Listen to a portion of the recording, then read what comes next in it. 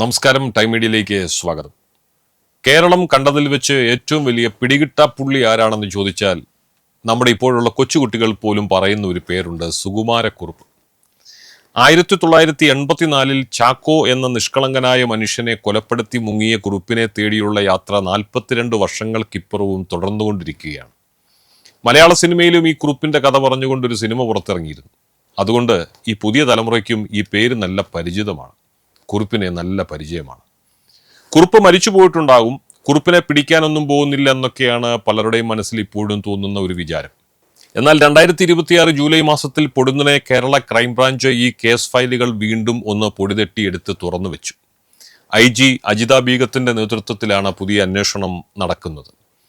1988 ജാർഖണ്ഡിലെ ഒരു ആശുപത്രിയിൽ വെച്ച് കുറുപ്പിനെ നേരിട്ട് കണ്ടു എന്ന് പറയുന്ന നേഴ്സ് രത്നമ്മയുടെ മൊഴി ക്രൈംബ്രാഞ്ച് വീണ്ടും ഈ കഴിഞ്ഞ ദിവസം രേഖപ്പെടുത്തി കഴിഞ്ഞു. എന്നാൽ ഇവിടെ നമ്മൾ ചിന്തിക്കേണ്ട ഒരു കാര്യമുണ്ട്. 42 വർഷമായി മരവിച്ചു കിടന്ന ഈ കേസ് ഇപ്പോൾ പെട്ടെന്ന് പൊടിതട്ടിയെടുക്കാൻ എന്താണ് കാരണം? അതിന്റെ പിന്നിൽ എന്തെങ്കിലും ഒരു കാരണമുണ്ടാവും. സത്യം പറഞ്ഞാൽ, ആ സത്യം കേട്ടാൽ നിങ്ങൾ ഒരുപക്ഷെ ഞെട്ടും. ഇതിന് പിന്നിൽ വലിയൊരു രാഷ്ട്രീയ സാമൂഹിക അജണ്ട ഒളിച്ചിരിപ്പുണ്ടെന്നാണ് പലർക്കും തോന്നുന്നത്. ഈ രഹസ്യങ്ങളിലേക്കാണ് ഇന്നത്തെ വീഡിയോ വെളിച്ചം വീശുന്നത്. ആദ്യമേ ഞാനൊരു കാര്യം പറയാം. സുകുമാരക്കുറുപ്പ് എന്ന വ്യക്തി ലോകത്തെ ഏറ്റവും വലിയ ബുദ്ധിമാനായ ക്രിമിനൽ ആയതുകൊണ്ടൊന്നുമല്ല പോലീസിന്റെ പിടിയിലാകാതിരുന്നത്. മുൻ അന്വേഷണ ഉദ്യോഗസ്ഥനായ അലി അക്ബർ 2026 ജൂലൈയിൽ നടത്തിയ ഞെട്ടിക്കുന്ന വെളിപ്പെടുത്തലുകൾ ഈ മിത്തുകളെല്ലാം പൊളിച്ചെടുക്കുന്നതാണ്. അദ്ദേഹം പറയുന്നത് കേൾക്കുക. 2017 സുകുമാരക്കുറുപ്പിന് 71 വയസ്സുള്ളപ്പോൾ അയാൾ പൂർണ്ണ ആരോഗ്യവാനായി ഗൾഫിൽ ജീവിച്ചിരിപ്പുണ്ടായിരുന്നു. അതുമാത്രമല്ല, ഒളിവിൽ കഴിയുന്ന ഈ കാലയളവിൽ സ്വന്തം മകളുടെ വിവാഹത്തിൽ പങ്കെടുക്കാനും മറ്റു പ്രധാനപ്പെട്ട കുടുംബ ചടങ്ങുകൾക്കുമായി അയാൾ യാതൊരു തടസ്സവുമില്ലാതെ കേരളത്തിൽ വന്ന് പോയിരുന്നു. ഈ കാര്യങ്ങളെല്ലാം കൃത്യമായി അന്വേഷിച്ച് കണ്ടെത്തിയ അലി അക്ബർ എന്ന ആ ഉദ്യോഗസ്ഥൻ കുറുപ്പിനെ പിടികൂടാൻ പാകത്തിലുള്ള എല്ലാ തെളിവുകളും ഉൾപ്പെടുത്തി പോലീസ് ആസ്ഥാനത്ത്, അതായത് DGPയുടെ ഓഫീസിൽ ഒരു വിശദമായ റിപ്പോർട്ട് സമർപ്പിച്ചു. എന്നാൽ ആ റിപ്പോർട്ടിന് എന്ത് സംഭവിച്ചു? നമ്മുടെ ഉന്നത രാഷ്ട്രീയക്കാരുടെയും പോലീസിലെ ചില ഉന്നതരുടെയും ഇടപെടൽ മൂലം ആ ഫയൽ ബോധപൂർവം പൂഴ്ത്തിവെക്കപ്പെടുകയായിരുന്നു. അതായത് വ്യവസ്ഥിതിയുടെ പൂർണ്ണ പിന്തുണയോടെയാണ് സുകുമാരക്കുറുപ്പ് എന്ന വ്യക്തി ഇത്രയും കാലം രക്ഷപ്പെട്ടത്. അങ്ങനെയെങ്കിൽ DGP ഓഫീസിൽ ഫയൽ പൂഴ്ത്തിയ അതേ സിസ്റ്റം എന്തിനാണ് ഇപ്പോൾ ഈ കേസ് പുനരന്വേഷിക്കുന്നത്? ഇവിടെയാണ് ഈ നാടകത്തിന്റെ ക്ലൈമാക്സ് ഒളിഞ്ഞിരിക്കുന്നത്. പത്തനംതിട്ട സ്വദേശിയായ ഒരു വ്യക്തി ഈ പുനരന്വേഷണത്തിനെതിരെ ഗുരുതരമായ ആരോപണങ്ങളുമായി രംഗത്ത് വന്നിട്ടുണ്ട്.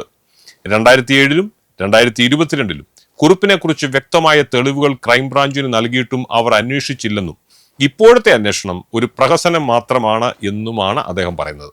മാത്രമല്ല, കുറുപ്പിന്റെ കുടുംബത്തോട് അടുത്ത വൃത്തങ്ങൾ സൂചിപ്പിക്കുന്നത് ഇന്നുവരെ കുറുപ്പിന്റെ പേരിൽ ഒരു മരണാനന്തര കർമ്മം ആ വീട്ടിൽ നടന്നിട്ടില്ലത്രേ. അത് കുറുപ്പ് ഇന്നും ജീവനോടെ ഇരിക്കുന്നു എന്നതിന്റെ തെളിവായി വേണമെങ്കിൽ കണക്കാക്കാം. ഈ കേസ് ഇപ്പോൾ വീണ്ടും പൊടിതട്ടിയെടുത്തതിന്റെ പിന്നിലെ മറ്റൊരു ലക്ഷ്യം നമുക്കിങ്ങനെ കണക്കാക്കാം. സുകുമാരക്കുറുപ്പിന്റെ പേരിൽ കേരളത്തിൽ കോടികൾ വിലമതിക്കുന്ന ഭൂമിയും മറ്റു സ്വത്തുക്കളും ഉണ്ട് എന്ന് പറയപ്പെടുന്നു. 42 വർഷമായി ഈ കേസ് അവസാനിക്കാത്തതുകൊണ്ട് നിയമപരമായി ഈ സ്വത്തുക്കൾ കൈമാറ്റം ചെയ്യാനോ വിൽക്കാനോ കുറുപ്പിന്റെ കുടുംബത്തിന് സാധിക്കില്ല. ഉന്നതരായ ചിലരുടെ ഗൂഢാലോചനയാണ് ഇപ്പോൾ നടക്കുന്നത്. അതായത് ഒരു അന്വേഷണ പ്രഹസനം നടത്തി സുകുമാരക്കുറുപ്പ് വർഷങ്ങൾക്ക് മുൻപേ ഹൃദ്രോഗം വന്ന് മരിച്ചുപോയി എന്ന് ഔദ്യോഗികമായി പ്രഖ്യാപിച്ച് ആ അന്വേഷണ ഫയൽ എന്നേക്കുമായി ക്ലോസ് ചെയ്യുക. ഇത് നടന്നാൽ എന്താണ് സംഭവിക്കുന്നത്? യാതൊരു നിയമതടസ്സവുമില്ലാതെ ഈ കോടികളുടെ സ്വത്തുക്കൾ കുടുംബത്തിന്റെ പേരിലാവും. ഒപ്പം കുറുപ്പിനെ ഇത്രയും കാലം സഹായിച്ച കേരളത്തിലെ രാഷ്ട്രീയ ഉദ്യോഗസ്ഥ പ്രമുഖർക്ക് എന്നേക്കുമായി സേഫ് ആകുകയും ചെയ്യാം. സുകുമാരക്കുറുപ്പ് എന്ന കൊലപാതകയെ ഒരു ഹീറോ ആയി പലരും പലപ്പോഴും വാഴ്ത്തിപ്പാടുമ്പോൾ നമ്മൾ മറന്നുപോകുന്ന ഒരു മുഖമുണ്ട്. ജനിക്കുന്നതിന് മുമ്പ് തൻ്റെ അച്ഛനെ നഷ്ടപ്പെട്ട ജിതിൻ എന്ന ചെറുപ്പക്കാരൻ്റെയും ആശുപത്രിയിൽ തൂപ്പുകാരിയായി പോലും പണിയെടുത്ത് അവനെ വളർത്തിയ ശാന്തമ്മ എന്ന അമ്മയുടെയും കണ്ണുനീർ. കുറ്റവാളിയെ സംരക്ഷിച്ച ഈ വ്യവസ്ഥിതിക്ക് മുമ്പിൽ അവർക്ക് എന്തെങ്കിലും നീതി ലഭിക്കുമോ? ഈ കേസ് ഫയൽ എന്നേക്കുമായി അടച്ചുപൂട്ടാനുള്ള ഉന്നതരുടെ തന്ത്രമാണോ ഈ പുതിയ അന്വേഷണം? നിങ്ങളുടെ വിലയേറിയ അഭിപ്രായങ്ങൾ താഴെ കമന്റ് ബോക്സിൽ രേഖപ്പെടുത്തണം. ഈ വീഡിയോ നിങ്ങൾക്ക് വിജ്ഞാനപ്രദമായി തോന്നിയെങ്കിൽ തീർച്ചയായും ലൈക്ക് ചെയ്യുക, ഷെയർ ചെയ്യുക. ഇത്തരം കൂടുതൽ വീഡിയോകൾക്കായി ടൈം മീഡിയ എന്ന നമ്മുടെ ചാനൽ സബ്സ്ക്രൈബ് ചെയ്യാനും മറക്കരുത്. മറ്റൊരു വാർത്തയുമായി വീണ്ടും കാണാം. അതുവരെ നിങ്ങൾക്കെല്ലാം ഞങ്ങളുടെ നന്ദി, നമസ്കാരം.